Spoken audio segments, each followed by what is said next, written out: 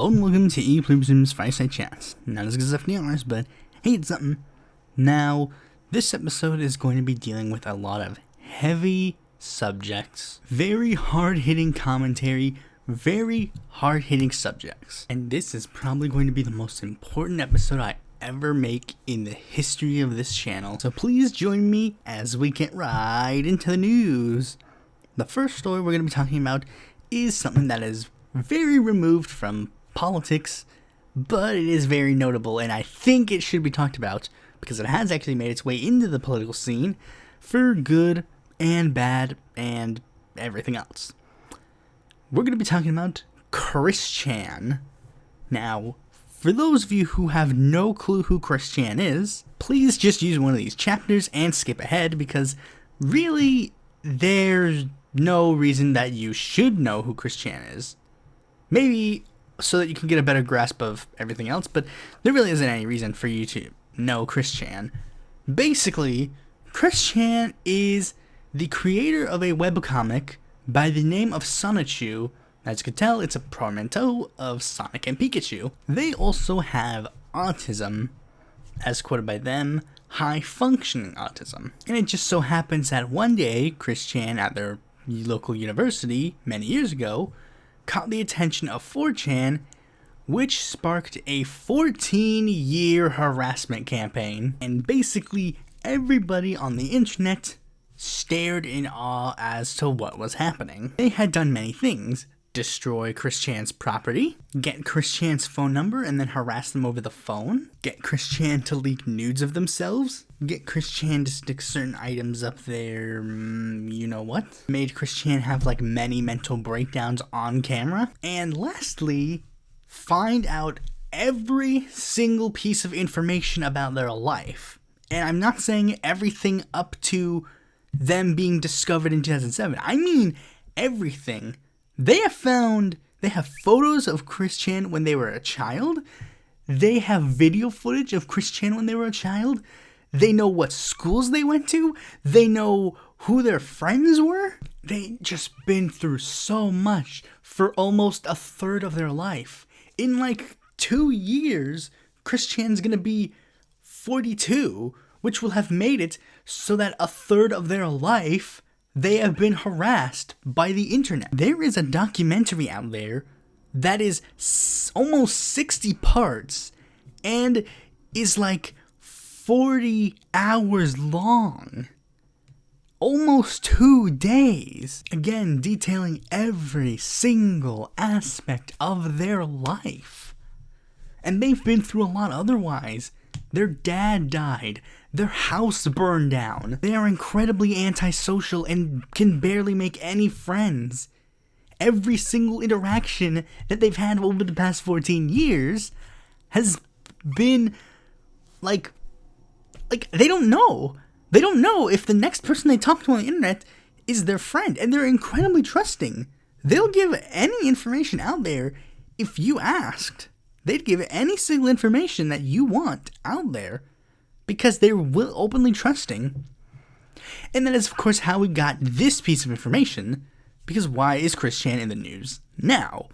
Well, Christian committed incest by raping her mother. You see, her mother has dementia, and apparently Christian would experiment with their mother and would do certain things. This information was, of course, taken from a troll who recorded a conversation that they were having with Christian, and they've decided, hey, this is a very bad thing. I'm gonna tell the cops. And Christian was arrested. And this has led to a lot of things. You see, the first thing that it led to was a lot of, like, people in politics, mostly on the left, to start talking about it. Like Hunter Avallone, Vosh, Xander Hull. Except each of them had a very different interpretation. Well, I mean, not exactly. Vosh and Hunter's interpretation was basically like, they don't know who Christian is, and they didn't really want to talk about it at all. But then Xander Hull had a more explicit version of why they wanted to talk about it. They wanted to talk about it in the sense that they want to explain that this will be used And unfortunately, it has been used. Because people who have absolutely no clue who Chris Chan was, such as Blair White and Tucker Carlson, have now jumped onto this because Chris Chan is transgender. They identify as a transgender woman. So she, her pronouns. I've been trying to use they, them because over the course of their history, of course, Chris Chan was not an open out trans woman at the beginning of their prominence. And if you know anything about Chris Chan, as I do, and that's why I decided to talk about it on my politics-oriented show, because I am probably the most obsessed with Chris Chan of the online left. Like one of the freaking losers that sits there and listens to all this stuff about their life. I've seen it. I've seen the information. I've seen like a good portion of that documentary. I stopped watching after like part 30 because they just kept detailing a million private messages that they would engage in. It's like, I get it. Just give me the synopsis. But of course, this brought to the attention because Chris Chan went to the Virginia authorities and like prior to all of this changed their gender on their birth certificate to female, which meant that when she would go to jail, she would be put in the women's prison. And that caused a lot of right-wing uproar because Chris Chan, if you know anything about Chris Chan, and I mean, I'm pretty sure they didn't know about Chris Chan until today. And I'm pretty sure they didn't even, like, again, this is the only thing that they know about Chris Chan, that Chris Chan raped their mom. But if you know anything about Chris Chan, you would know that this isn't exactly the first time that Chris Chan has done, like, questionable sex things. They're notorious for, like, seeing relationships that aren't there. They're notorious for, like, if you're a female friend of Chris Chan, they're notorious for, like, you know, seeing a relationship when you're just trying to be a friend. And unfortunately, there's some questions in regards to Chris Chan's identity. You see, before Chris Chan became, like stated that they were a trans woman, the identity that they previously stated that they went by was a lesbian-identified male, because they were under the assumption that a lesbian woman would be easier to get with than a straight woman, because straight women have not necessarily been reciprocative of Chris Chan pre-transition. But since then, they have at least tried to make a effort to transition. And if you know about Chris Chan, you know that they've made very, very big things the unclit. Basically, Chris Chan like pierced like their taint, and then the piercing went wrong, and it led to a large cut there. And then Chris Chan was like, and saw it as like a sign, like, yes, my transition is beginning. But that also ties into something very off about Chris Chan. One of the big things that I have sort of not been, well, I mean, I saw it with Xander Hall, because Xander Hall is the only person who I believe, at the very least, knows who Chris Chan is.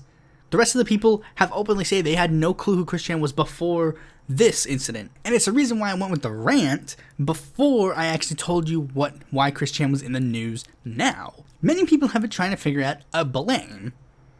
Like, why did Chris Chan do this? Is Chris Chan just a crappy person? Is Chris Chan, like, mentally ill? Is Chris Chan doing this just because they have autism? Many people don't really necessarily want to put just one. And it would be stupid to put just one. My guess is, you know, they did have autism and they did have some social problems. But the fact that they have been harassed on the internet for 14 years is probably ruined their mental state to the point where they're ruined. Like, Chris Chan, like, the unfortunate truth about the Chris Chan story, or fortunate truth, depending on your interpretation of Chris Chan, is that the story of Chris Chan is really going to only end one way. And again, I'm not saying that Chris Chan's a good person. Obviously not. Chris Chan has done a lot of bad things over the course of their life. They used to be homophobic. Not anymore. They were vehemently racist. They themselves have committed a couple of harassment campaigns on their own. They're not a good person. But we can't just stop at that. There's a reason why there's like 50 million documentaries that are like each 50 hours each. There's a reason for that. We have the information, but people don't want to look into it. If you look into the entire story of Chris Chan, you will understand that this is more than just a bad person that has done a bad thing. There is more to that. So anyways, now that we've talked about sexual harassment and assault and Chris Chan for like 10 minutes, let's talk about more sexual assault with Andrew Cuomo. Because Andrew Cuomo, like on August 3rd, Lolita James, the incumbent lieutenant governor of New York, issued a statement of an investigation that basically concluded that Andrew Cuomo had harassed multiple women during his tenure in office. Of course, we all knew that, but now that it's officially on the books, there's really nothing that, Democrats can do. Well, I mean, sure, a lot of, Twitter Democrats have been rushing to the defense of, hashtag Cuomo's not that bad. Remember, they forced Al Franken to resign over the littlest tiny thing. What about gays? What about Trump? Blah, blah, blah. But basically every single Democrat in a larger sense has basically tried to distance themselves from Cuomo. Chuck Schumer, Kirsten Gillibrand, over 120 New York state legislators, House Speaker Nancy Pelosi, Eric Adams, Bill de Blasio, Joe Biden, they've all basically called on Cuomo to resign from the office of the governorship. And I think that there's a reason why. There are many reasons why. But the biggest reason why is very simple. Democrats want to win. And now they see Cuomo as a liability. The truth of the matter is, Cuomo's just, that's it. I don't think that legitimately, I don't think Cuomo's going to resign. Because Cuomo's stupid. Cuomo thinks that he's owned this seat because his daddy was Mario Cuomo. And he's going to try and run for re-election, my guess. But the Democrats otherwise want to have the moral high ground. They want to be the ones to say, we believe that Cuomo has done a bad thing and he should be resigning. They're not going to do anything to pressure him to resign. Well, I mean, except for the state legislators. The state legislators of New York are going to try and basically impeach him. Or at least some of them have. I mean, a lot of Republicans have even talked about impeaching him, but that's, of course, because they want to impeach Cuomo because he's Andrew Cuomo, the Democratic governor. They don't want to impeach him for any good reasons, but the Democrats want to impeach him for good reasons. My guess is that Cuomo is going to run for re-election and try to pretend that none of this has ever happened, because he's essentially tried to make this seem like, oh, it's nothing. But everybody's like, it is something, please resign. And the Democrats are going to...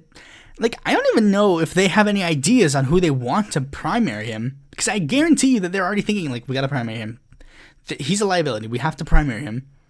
My guess is they're going to be thinking Lolita James, because I think that both sides, the progressives and the, establishment Democrats, are going to try and pick a female person to be their candidate to run against Cuomo, because I don't think having a male candidate do that would be a good idea.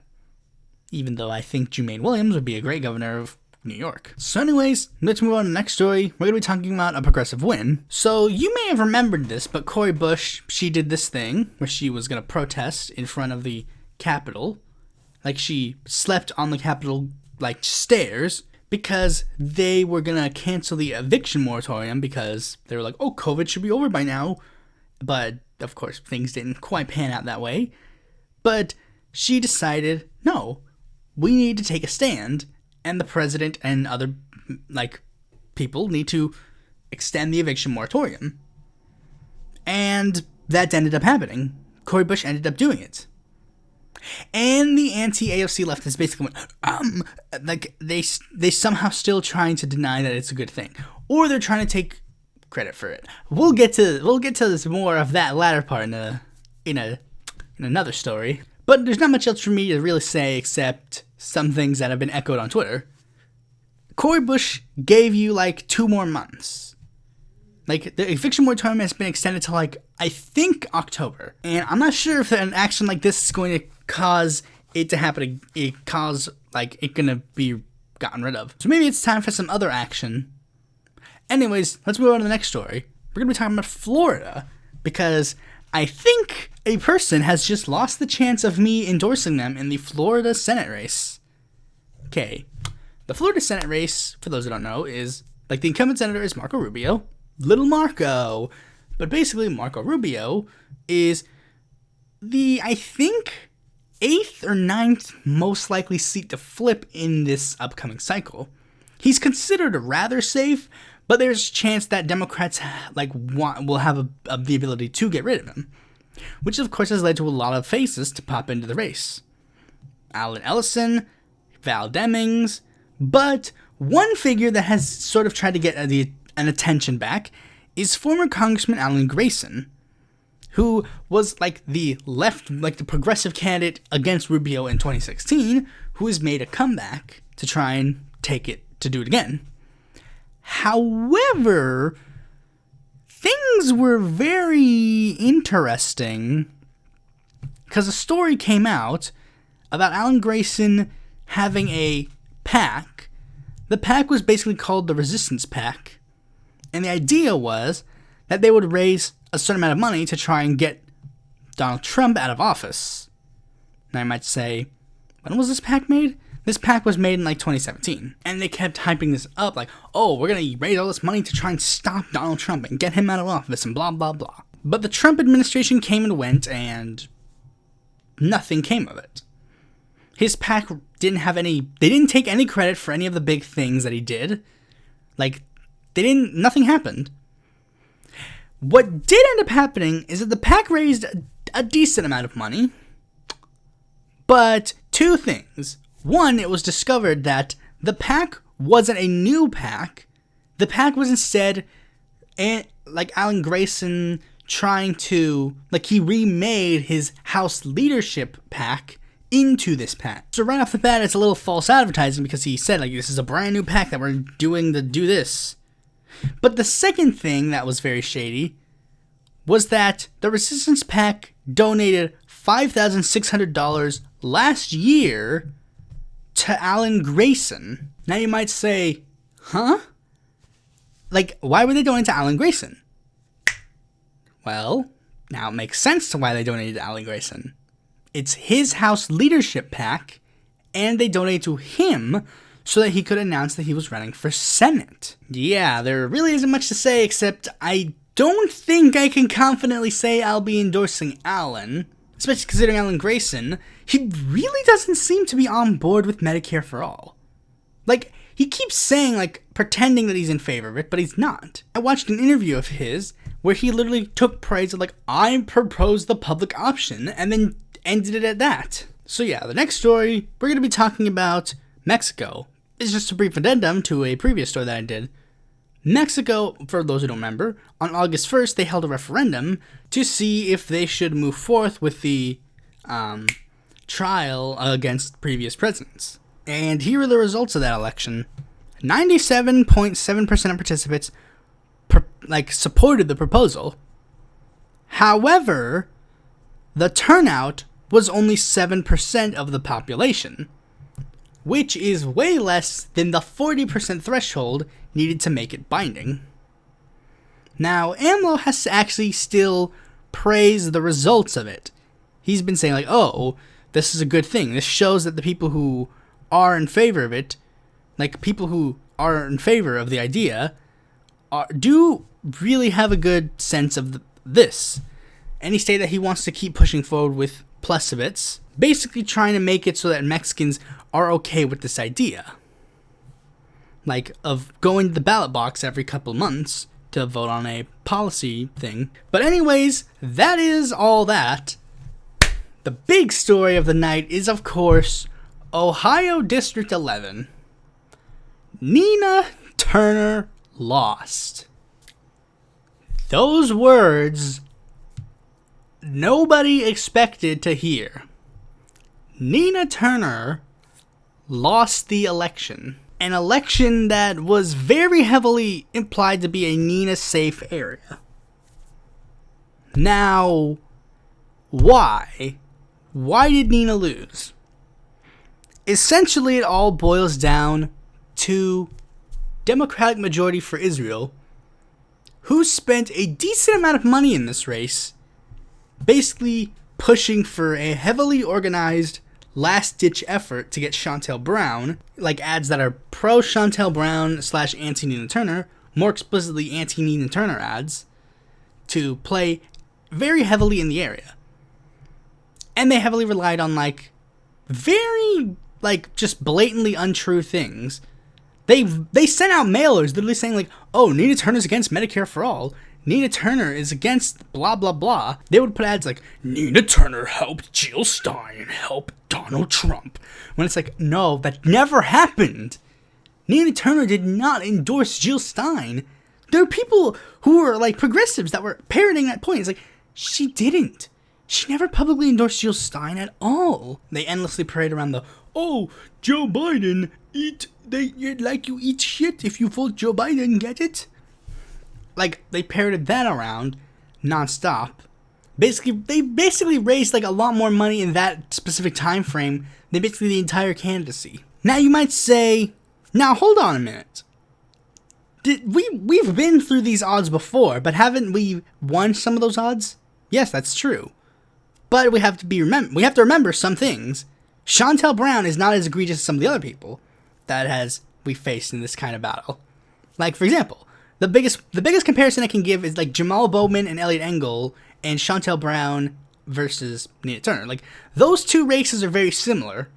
The difference is Chantel Brown is not as egregious. Legitimately, Chantel Brown doesn't appear to be that egregious.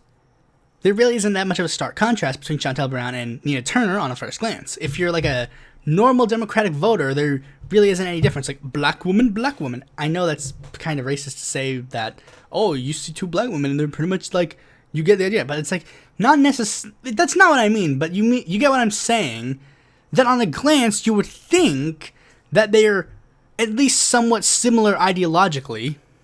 If you don't look further into it, you might think they're from a similar voting bloc. Much in the same way, if you see two Latino candidates on the ballot, you might think that they might have some similarities, at least in some positions.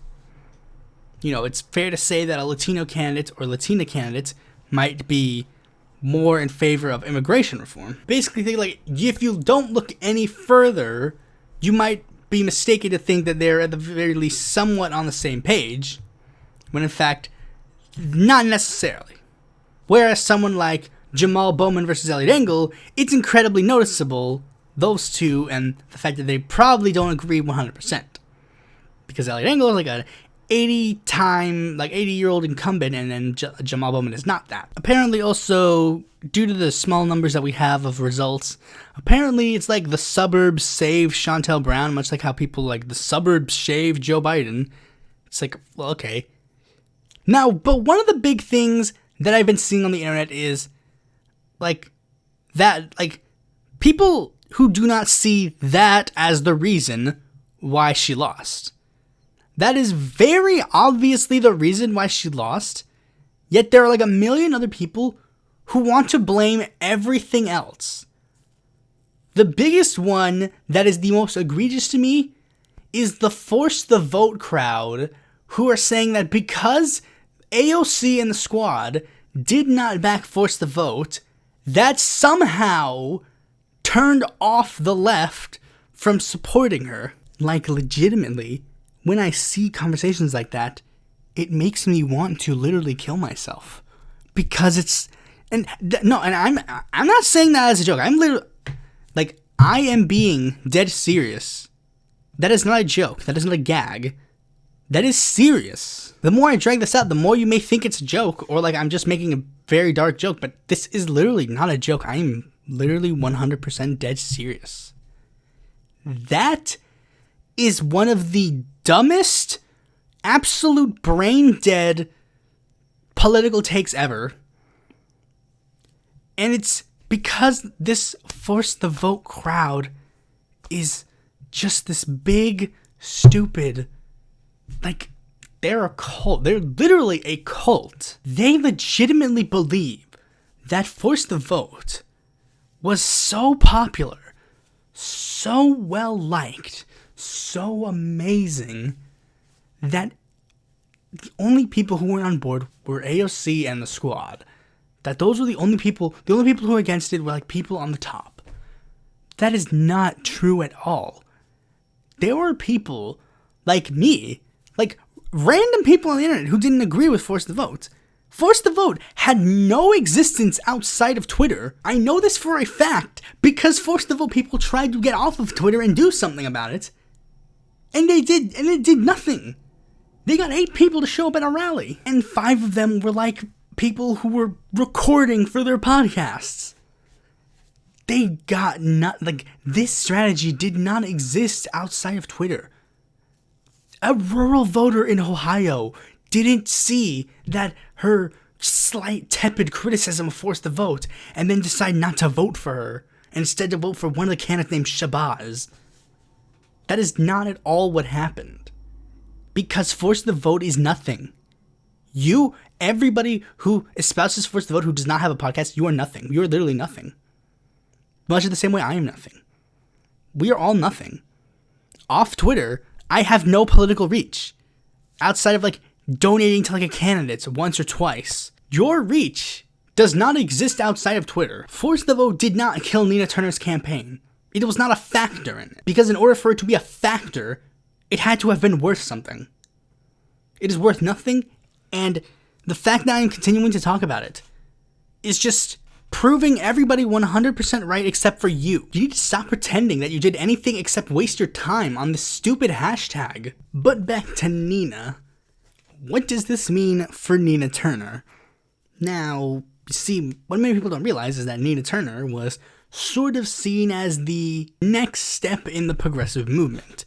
She was going to be the person that would run in 2024 as the torchbearer of the progressive movement. Because she's a fiery, aggressive progressive that could do a whole lot of good, which is why we were supportive of her trying to run for Congress. And now I've heard a lot of people crap on that idea now, saying why should we support Nina Turner for 2024 or even try to run her in 2024 when she's failed? Now, what I sort of agree, but also sort of don't. What I mean is, I do still believe Nina Turner is the next step of the progressive movement, but maybe we've been trying to put her in a position that she's not that good at. You see, she was good when she led our revolution. She's good at riling up a crowd, as we've seen in the presidential campaign. She's a good advocate for these positions. But maybe she should not be in the halls of Congress, but instead, she should be out in the streets fighting for these positions. Maybe we've been pointing her in the wrong direction for the whole time, and instead, we should be trying to push for her to be the leader of the advocate wing of the progressive movement going forward. And someone like AOC can take up the electoral wing of the movement. Anyways, let's get off of that. Now let's go on to the main topic of this video. This is a topic that I didn't even think that I was going to make, but I'm going to make it now. Because this is something that is apparently dominating left discourse for some reason. This episode, aptly titled, What is the G-Hive? Now, if you are a left-winger on Twitter, there is a chance that you may have seen this hashtag, the G-Hive. More particularly if you are a left-winger who has gotten into arguments online. You have either called someone a G-Hive member, or you are, you've either called someone a G-Hive member, or someone's called you a member of the G-Hive, or whatever. Now, that's the big thing. What the heck is a G-Hive? Well, you see, from my perspective, it is very confusing, as the people who seem to spread the G-Hive thing don't necessarily agree on what the heck it is. And some might even downright turn away what other people's viewpoints on what the G-Hive is, despite the fact that in the next sentence, someone will literally do one of the things that is very clearly of a particular branch of the G Hive legend. Now, one thing that I think you should probably have as a piece of information before continuing is, who is the G of the G Hive? Well, no, K Hive is for like Kamala Harris and her hive of supporters. So what's the G stand for? G stands for an individual by the name of Jeff Campbell, a progressive activist down in Florida. They are the chair of the People's Progressive Caucus of Miami-Dade from 2018 to 2020. They basically organized for a lot of other political candidates. That's essentially all I know about them. I really can't find anything else about them, because they are of the level that is important enough, I guess, to be on Twitter or be notable, but also not notable enough to have a website or anything of the sort. So Jeff is a progressive activist, okay? Now Jeff, like everybody else, gets involved in discourse. And unfortunately, not all the discourse is necessarily nice. Apparently one of his big things is targeting the dumb left. Like Jimmy Dore, Socialist MMA, Nico House, and whoever else. And apparently that has gotten him to be, people have, pushed against him and said, oh, that's a bad thing. We don't like him for that. Okay, so we got the G. What about the Hive? Well, this is where the Hive part kicks in. You see, I don't really know where it began or how it began. I'm getting a lot of people who say different people started it. But basically, somebody, whether it was Tim Canova or a Twitter user by the name of Bronx Bolshevik or Socialist MMA or whoever, basically they started calling out accounts that would, like Jeff's stuff and retweet Jeff's stuff or quote tweet similar stuff that Jeff, called out. And they were claiming that he was working with Debbie Wasserman Schultz to get the Debbie Wasserman Schultz part especially makes me think, oh yeah, maybe this is Tim. Basically, that he was working with Debbie Wasserman Schultz, and then he had an army of bots or alternate accounts even, and he was doing all of this stuff as him. Now, they have sort of tried to drift away from that narrative because it's fucking ridiculous. Do you legitimately believe Jeff is sitting there with random Twitter users and is yes, I must like every single tweet I have? No, that's stupid. I don't know if it was the alternate accounts that started out or the bots that started out. My guess is the bots is probably the second one, but then I think they drifted away from that one too because that's similar to Russiagate and Russian bots, so maybe that's... So now they kind of drifted it to be they called out a specific group chat that was started by a Twitter user that I don't know if I should name. But basically, they were DM groups that Jeff happened to be in. And after certain instances of them calling out Socialist MMA and calling him Fash MMA, they were basically they're basically the G Hive. They're people who will follow Jeff and do whatever he says. Apparently, Tim started the idea that Jeff has a massive following and that he's working with the establishment. And that Bronx Bolshevik, they're the ones who started the idea that there's this specific G Hive. And one of the big points of attacks that they like to make is that Jeff targets black and brown leftists and tries to push them into submission. Basically calling out how he calls out Nico and he calls out Socialist MMA. Now, that ignores the fact that many people who are in the supposed G Hive are black and brown leftists, and many of the people he goes after are not black and brown leftists, like Jimmy Dore, non-voting felon, and, well, I'm here, I might as well say it, non-voting felon, you're not black or brown. That is an objective fact. That is an objective fact. I'm sorry if you get offended. You could be part indigenous, that is fine, Samoan, I don't deny that, but you're not black and brown. That's just an objective fact. I've seen your skin tone. You're not black and brown. I'm black and brown. Well, I'm not black, but I'm brown. And you might see that I have some sort of animosity between these guys, but that is because, for some reason, out of the blue, I was called G Hive. Now, here's the biggest thing about the G Hive, like, and them calling me the G Hive. I had literally no clue who Jeff was prior to me being called a G Hive. And even now, I still have no clue what a G Hive is. I've asked people, what is a G Hive? I've asked the people who have spread the G Hive myth for millennia, and I'm asking them point blank, what is a G Hive? Can you name any of the stuff you say? Like, this is the big thing. Like, they say like, the G Hive is like sort of this network of like DNC owned people who are like, that like try to like diminish black and brown leftists, that try to diminish, like, he spreads hate attacks against black and brown leftists. And it's like, citation, please? They don't give the citations because that's already their narrative. Their biggest sins were having a group chat and then collectively agreeing that some people have bad takes. Because objectively, the people that they have, the people that they hate on, they're not good people. Hating on Nico House isn't a bad thing.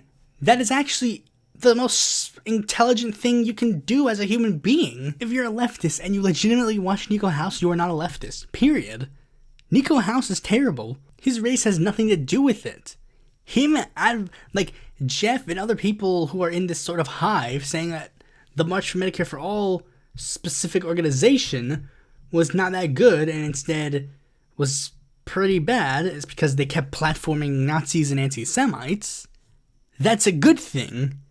Calling out bad eggs in your movement is a good thing. That is not a bad thing. That is a good thing. Do you have to agree with him on everything? No, but you don't just have to make stuff up about him. Socialist MMA was literally on like a mic, like he was on his show. He was literally saying like, Jen Perlman told me that Jeff is a very terrible advocate and that that no one should work with him. And then Jen Perlman was literally like, what are you talking about? I never said any of that. I never worked with Jeff, so I couldn't attest to that at all. Literally, the only people that I see throwing the mud are the people who are attacking Jeff. They're the ones who are calling Jeff a racist. They're the ones who are saying that Jeff is working with the DNC. They're the ones who are saying that Jeff is like the super rich guy who's buying 1 million bots on Twitter. And before you say, but I thought you said they moved away from that. It's clear that people still buy into the idea because they literally say like, whenever you say something, there'll be some random Twitter account that'll be like, Jeff, is that you? And it's just so stupid. They'll make claims like Jeff doxes people. Citation? Like, if this is such a well-documented thing that everybody should be in favor of, you should literally be able to point to all the countless examples. I've asked these people, what is your deal with Jeff? Because again, I never saw the thing that made them mad at Jeff. I just saw them get mad at Jeff. And I posted this on Twitter, and I don't know if people understood what I meant by it, but G-Hive is literally the new Russiagate to me. What do I mean by that? Basically, here's how I interpreted Russiagate. I saw the news media point and say Russia influenced the election, but I didn't see the part where they were like, okay, here's the investigation that led us to conclude that Russia interfered in the election. I didn't see that vital part of the equation, but I just saw that last part of the sentence. Russia they tried to hack our elections. They got to the conclusion and then had to work backwards to figure out their claim. And it's the same with the G-Hive. I saw the thing where they're like, Jeff is owned by Debbie Wasserman Schultz and the DNC and has 1 million bots working to like spread some evil message and hurt progressive movements. But I didn't see the part where Jeff did that. And the thing is, you cannot blame me for any of what I'm saying here, because this is what I've seen. I've asked these G-Hive accounts, like these anti-G-Hive accounts, I've asked them point blank, what did Jeff do? And they never responded to me. If they were so serious about this endeavor, they would 100% be able to back up their claims. Yes, the G-Hive is just some stupid conspiracy theory that people wanted to point to somehow figure out why they're not doing well outside of Twitter. Like, oh, it's Jeff. Jeff did it. That is what the G-Hive is, and that's why you have this stupid twerking Among Us people behind us. Because this doesn't deserve any serious talk outside of the fact that pointing at the accounts who spread G-Hive and laugh at them. Like Paula Jean Swearingen, who literally just tweeted out like, yeah, we need to talk about G-Hive. And it's like, you are not a serious person ever. If any of your accounts you follow or any of the people you talk to talk about the G-Hive unironically, they're like complete idiots. And I don't care if you're literally best friends. I don't care if you're married to them. They are complete morons. And the fact that none of them are able to actually back up their claims is just completely obvious how blatantly wrong and lying there are. That's all I have to say. G-Hive is fake. Again, there's not much else to say. Thanks for watching this video. Be sure to like, comment, subscribe, and click the bell to notify when a future video of mine comes out. And if you're interested in more content from me, you can go to my website, follow me on Twitter, join my Discord, check out my articles in the Independent Political Report, or consider supporting me on Patreon.